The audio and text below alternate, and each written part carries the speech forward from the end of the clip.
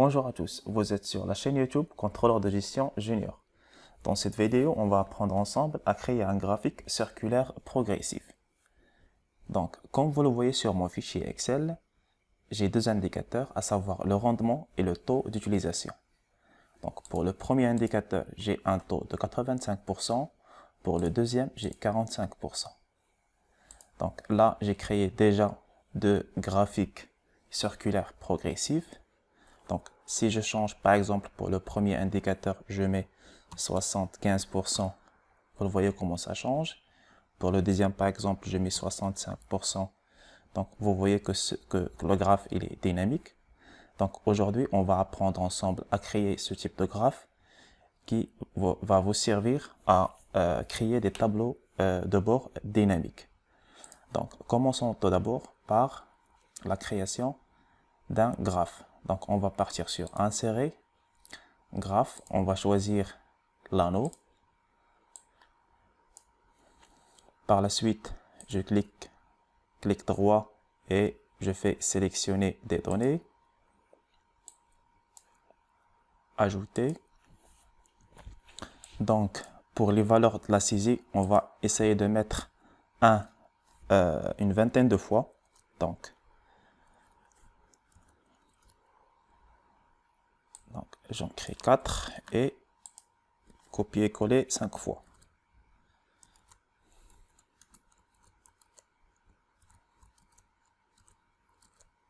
Donc, OK, je valide.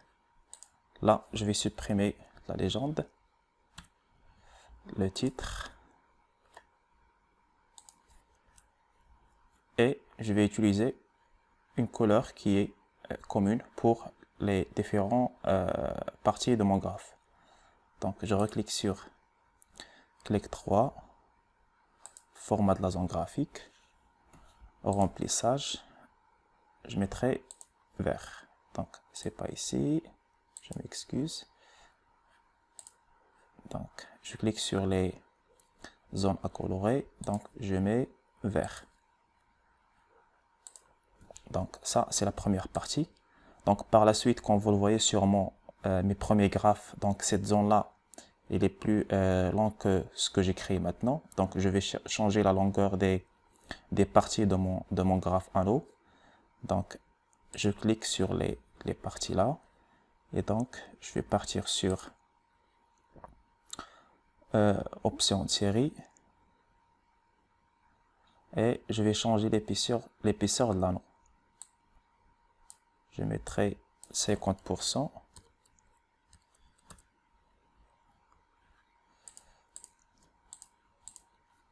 Par la suite, aucun remplissage pour la coloration de mon graphe et je vais éliminer les compteurs.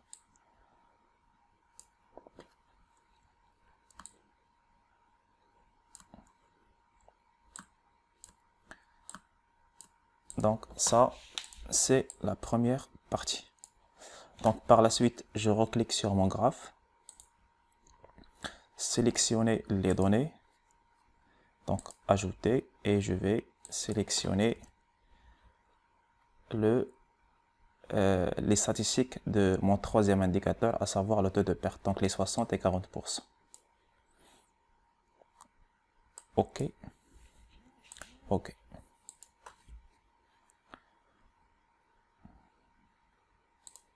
Donc, avant de continuer, donc, je vais vous expliquer pourquoi ici on a deux pourcentages. Donc, le premier, c'est les pourcentages qu'on a et le deuxième, c'est tout simplement 100% moins le pourcentage qu'on a. Donc, pour avoir en totalité les 100%. Donc, ici, j'ai 60%. Ici, je mettrai 100% moins 60%. Ça donnera 40%. Donc, sur le graphe que j'ai créé, donc la partie bleue, ça correspond à 60%. La partie orange, ça correspond à 40%. Par la suite, donc je clique sur mon graphe, je vais partir sur création, modifier le type de graphe. Donc tout simplement pour pouvoir combiner les deux séries en une seule. Donc graphique combiné. Ici je veux resélectionner les anneaux et je vais crocher pour faire apparaître seulement la série numéro 2. C'est la série qu'on a créée avec les pourcentages 60% et 40%. Donc, j'accroche la deuxième et OK. Donc, l'étape suivante consiste à changer les couleurs de ces deux séries.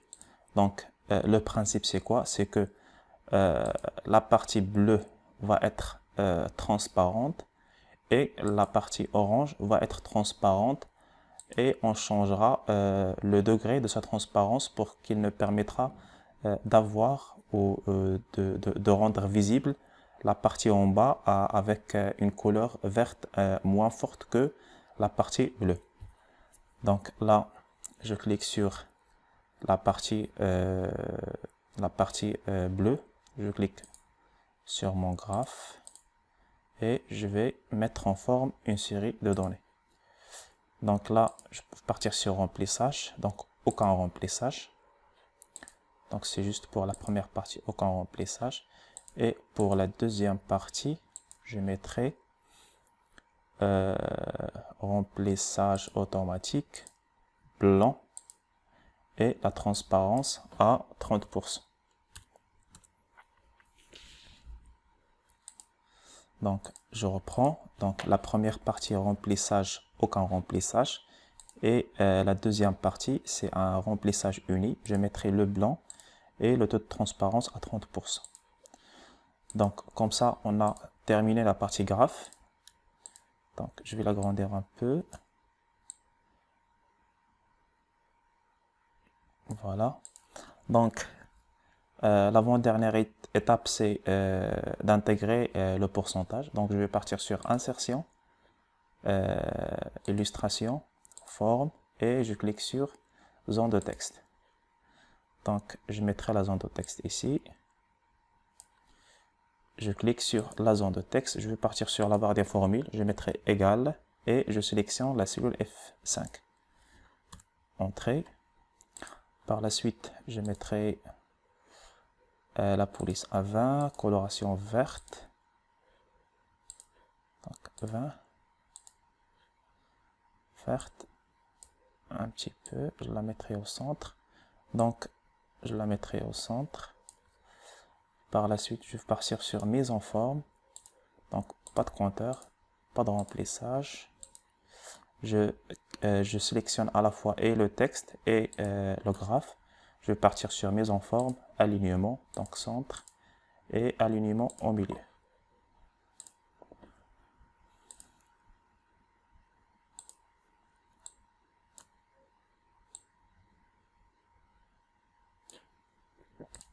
Donc voilà. Après, dernière étape, c'est d'intégrer le libellé dans notre indicateur. Donc même chose, insertion, illustration, forme. Donc je sélectionne la zone de texte, je vais partir sur la barre des formules, égale, donc la cellule E5, entrée, même chose, donc police A18, coloration verte, en gras, et je la mettrai au milieu. Mise en forme, j'élimine les contours et j'élimine le remplissage.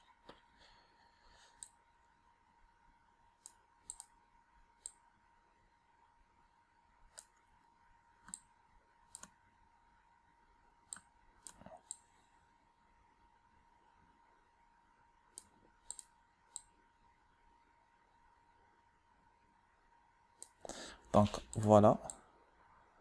Donc pour pouvoir améliorer la mise en forme, donc je reclique sur centre, au milieu, je sélectionne les trois éléments, à savoir le titre, le libellé de mon indicateur, le pourcentage et le graphe, et je mettrai grouper, donc pour pouvoir donc faire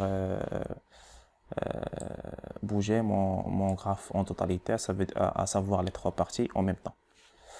Donc là, par la suite, je vais essayer de masquer les indicateurs dont je n'utiliserai pas les données, à savoir la colonne G. Donc je le sélectionne et je le mettrai en blanc. Donc voilà, donc si je change par exemple à 95, 55% et un taux de perte à 4%. Donc, vous voyez que mon graphe, il est dynamique.